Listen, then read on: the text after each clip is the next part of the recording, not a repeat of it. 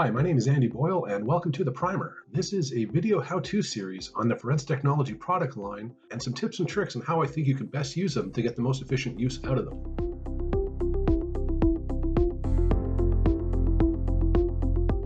Okay, so welcome back. Let's continue right where we left off from the last episode, and that was where I accessed or I highlighted here testfire 1. Let's go ahead and highlight testfire 2 as well. If I hold the control key down on my keyboard and click on testfire 2, now I've got two of these guys highlighted, and that's enough for me now to go ahead and open up the comparison viewer to do a comparison between these two.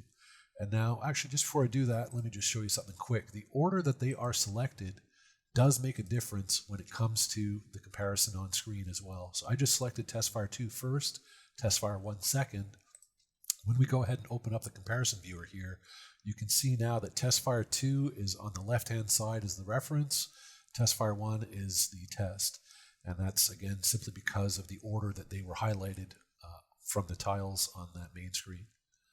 Now, on the far left-hand side here, we have the mosaic of both full bullets that were imaged into Quantum. And let me just unlock this for a second. If I go ahead and click on this one here, I'm only moving the left bullet. Now I'm only moving the right bullet. And when either of these padlocks are locked, it means that that locked side is going to move both together, while the unlocked side only moves itself. Reference locked, test unlocked is typically how I move these around. And just like you saw here, what's between these two pink lines on the mosaic side here, this area here, the center, is what we see a close-up of over here. Let me go ahead and hit the magnifying glass here and zoom in a little bit. And now we've got a tighter view of these two on screen. And so now with the mouse, I can simply click and drag the images here up, down, left, right, and easily and intuitively bring this comparison to the center where that hairline is to see what sort of agreement there is between the two. That hairline is also able to move back and forth simply by clicking on it and dragging left and right. And if we look on the far right-hand side here, we have a series of tabs at the bottom of the screen here. You've got the correlation tab is currently open, and that's because it did a comparison between these two as soon as I opened up that comparison screen. It applied some algorithms to these two to set them up in what it saw as the best match, where the most agreement was. You also have the R tab here, which is a series of imaging tools for the reference, and the 1 is for the first test, which is the only test at this point, testfire 1. It's the same tools, but it would only be applied to, it's the same imaging tools that would only be applied to the test side.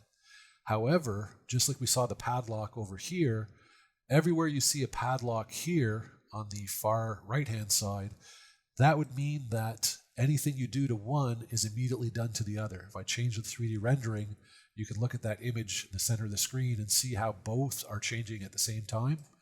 If I unlock that, because I'm on the R tab, I can do that for just the reference side. Again, if you look at this image, only the reference is changing at this time. Most often I leave pretty much all these padlocks locked together because being able to make those changes simultaneously in real time to both items is a very handy tool to really see when certain features are present on both sides of your comparison.